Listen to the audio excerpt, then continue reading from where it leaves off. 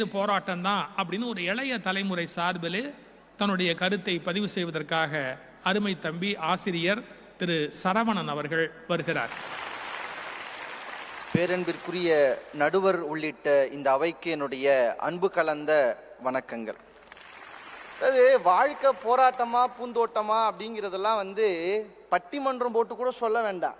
இப்போ இதை பார்த்துட்டு இருக்கும் போதே வீட்டில் அம்மா உட்காந்து சோஃபாவில் உட்காந்து இதை பார்த்துட்டு இருக்க மாட்டாங்க. ஆயுத பூஜைக்கு மிக்சியில் வடை அரைச்சிக்கிட்டு அப்பாவை கூப்பிட்டு கடைக்கு போனே போகாமல் என்ன பண்ணிட்டு இருக்கீங்கன்னுவாங்க. மிக்சி சவுண்டுக்கு நடுவில் தான் நம்ம பட்டிமன்றமே இன்றைக்கு போகிறது என்றால் அப்புறம் என்ன வாழ்க்கை பூந்தோட்டம்.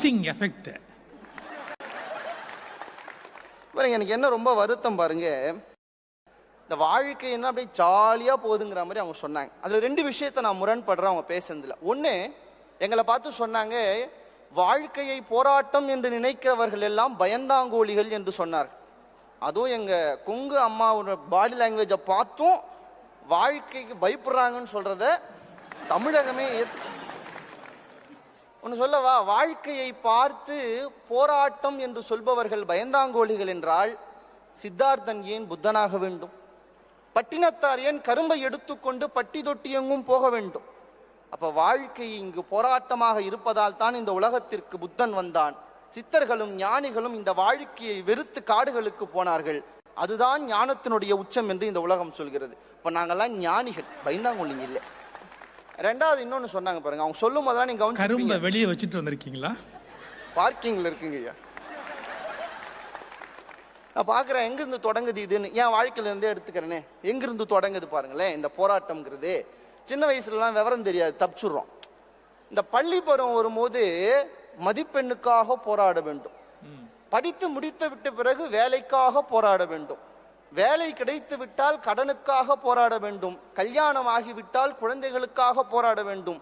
எல்லாம் முடிஞ்சிருச்சுனான்னு ஒரு வீடை கட்டி ஈசி சேர்ல உட்கார்ந்தா இடுப்புக்கு கீழே மூட்டு வலி, இடுப்புக்கு மேல முதுகு வலின்னு நோயோட போராட வேண்டும். நிறைவிலே மரணத்தோடு போராடி முடிந்து விடுகிற இந்த வாழ்க்கையிலே மின்னல் போல வந்து போகிற பூந்தோட்டங்களை கொண்டாட எங்களுக்கு மனம் இல்லைங்க.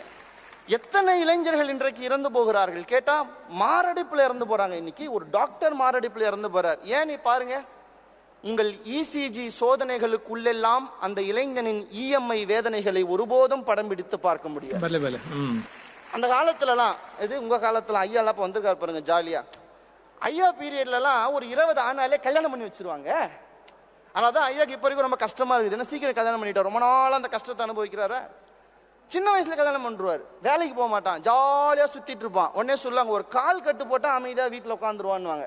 எது பொறுப்பில்லாதவனுக்கு கால் கட்டு போட்டு கல்யாணம் பண்ணா நல்லா இருப்பாங்கிறது அன்றைய தலைமுறை. ஆனா இன்னைக்கு நாங்கெல்லாம் கல்யாணத்துக்கு முன்னாடி தங்கச்சிக்கு கல்யாணம் பண்ணி நிலம் எடுத்து வீடு வாங்கி செட்டில் ஆகி சொட்டை விழுந்து அதுக்கப்புறம் கல்யாணம் பண்ண பாட்டு கூட எழுதுனாங்க. வாலிபங்கள் ஓடும் வயதாக கூடும் ஆனாலும் அன்பு மாறாதது. எஸ், டெஃபினெட்லி உண்மைதான். மாலையிடும் சொந்தம் முடி போட்ட பந்தம் பிரிவென்னும் சொல்லே அறியாதது உண்மைதான். ஆனா எங்க இடிக்குது? அழகான மனைவி அன்பான துணைவி அமைந்தாலே பேரின்பமே. எங்களுக்கு தான் அமையலையே. நீங்க தெளிவா இருக்கீங்க, அமைஞ்சாலும் சண்டை வருங்கிறீங்க, அப்புறம் அமையலையேன்னு வருத்தப்படுறீங்க. என்னதான் செய்யறது அப்புறம்? சார், இந்த மனுனுடைய இலக்கியங்களை பாருங்களேன். ராமாயணம் பூரா போராட்டம் தான், மகாபாரதம் மொத்தமும் போராட்டம் தான். சரி, இந்த பக்கம் சவுத் சைடு வாங்களேன், சிலப்பதிகாரம் முழுக்க போராட்டம் தான். சீவக சிந்தாமணி, வளையாவதி, குண்டலகேசி. எங்க பழசு விடுங்க, இன்னைக்கு எடுத்து பாருங்க. என் சரிதம் எழுதிய நமது தமிழ் தாத்தா முழுக்கப்பட்ட பாடுகளையும் போராட்டங்களையும் பதிவு செய்திருக்கிறார்.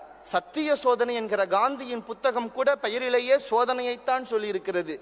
எனக்கு தெரிந்த இந்த உலகத்தில் வாழ்க்கையை பூந்தோட்டம் என்று எழுதிய ஒரு ஆட்டோபயோகிராபி புத்தகத்தை கூட நான் பார்த்ததில்லை என்றால் அப்புறம் யாருடைய வாழ்க்கை இங்க ரொம்ப நல்லா இருக்குன்னு சொல்றீங்கன்னு புரியலங்க. நம்மளை விடுங்க, இது கூட ஒரு சுயநலம் தான் நம்மளை பத்தி பேசுறது. நான் கொஞ்சம் இன்னும் இறங்கி போகிறேன். திருவள்ளுவர் சொல்வார், அறிவினால் ஆகுவது உண்டோ பிறரின் நோய் என்று சொல்ல மாட்டார், பிரிதின் நோய் என்று சொல்வார். நான் கேட்கிறேன், நம்ம வாழ்க்கைலாம் நல்லா இருக்குன்னே வச்சுப்போம், நம்மளாம் நல்லா தான் இருக்கும். ஏன்னா எங்க தலைப்பு மனிதரின் வாழ்க்கையெல்லாம் கொடுக்கல, வாழ்க்கை போராட்டமா பூந்தோட்டமா தான். நம்ம வாழ்க்கையை விட்டுருங்க, கொஞ்சம் நம்மளை விட்டு வெளியில பாருங்களேன். ஆறுகளை எல்லாம் வழிமறித்து விட்டோம், காடுகளை எல்லாம் வழி மறைத்து விட்டோம். ஜீவ நதிகளை எல்லாம் கூவ நதிகளாக மாற்றிவிட்டோம். அன்றைக்கு நீர் சுமந்து நடந்தவை எல்லாம் இன்றைக்கு குப்பை சேர் சுமந்து நடக்கிறது. தொட்டு பேசும் கைபேசியின் மோகத்தால் சிட்டுக்குருவி எனும் இனத்தையே தொலைத்து விட்டோம். இது மட்டுமா? எவ்வளவோ. கொஞ்சம் காது கொடுத்து கேளுங்களேன். எது தண்ணியில ரயில் தண்டவாளத்திலே இறந்து கிடக்கிற யானையினுடைய இரத்த துளி சொல்லவில்லையா வாழ்க்கை போராட்டம் என்று? நெடுஞ்சாலை விரிவுக்காக வெட்டப்பட்ட மரங்களின் பிசின்துளிகள் சொல்லவில்லையா வாழ்க்கை ஒரு போராட்டம் என்று? தெருக்களின் குப்பை தொட்டிகளை துழவி கொண்டிருக்கும் மாடுகளின் ஓலம் சொல்லவில்லையா இந்த வாழ்க்கை போராட்டம் என்று? இந்த உலகம் 200 மில்லியன் உயிர்களுக்கு சொந்தமானது. ஆனால் நீங்கள் மனிதனின் வாழ்க்கை இன்பமா துன்பமா என்று மட்டுமே பேசுகிறோமே. ஆனால் மற்ற உயிர்களின் வாழ்க்கையை பற்றி பேசுவதற்கு இந்த அவை தவறிவிடுமா? எதிர்த்த அணியிலே பதில் சொல்ல வேண்டும் என்றால் மனிதனை கடந்து இந்த உயிர்களின் வாழ்க்கைக்காகவும் பதில் சொல்ல வேண்டும் என்பது என்னுடைய இங்கு வாதமாக வைக்க நினைக்கிறேன். பூந்தோட்டம் தான் யாருக்கு? சொகுசான வாழ்க்கையை வாழ்கிற நமக்கெல்லாம் இந்த வாழ்க்கை பூந்தோட்டம் தான். ஆனால் வீடுகளே இல்லாமல் கொசுவலையை வீடாக்கி வைத்திருப்பவன், ஒரு நாளைக்கு பூ வாங்கி கட்டி விற்கிற பூவிலே மேலே ஒரு 10 ரூபாய் வருமானம் வந்தால்தான் சோறு என்று இருக்கிற ஒரு பூக்காரி, பழக்கடையிலே தள்ளுவண்டியை வைத்துக் கொண்டு தெரு தெருவாக தள்ளி தொண்டையெல்லாம் வத்த பழம் விற்கிற ஒரு பழக்கடைக்காரர், இவர்கள் வீட்டையெல்லாம் தட்டி அவர்களிடம் கேளுங்கள் இந்த வாழ்க்கை போராட்டமா பூந்தோட்டமா என்று. அவர்கள் சொல்லும் பதிலை நானும் எடுத்துக்கொள்ளுகிறேன் என்று சொல்லி நல்லதொரு வாய்ப்பை நல்கிய இந்த அவைக்கு நன்றி கூறி விடைபெறுகிறேன். நன்றி, வணக்கம்.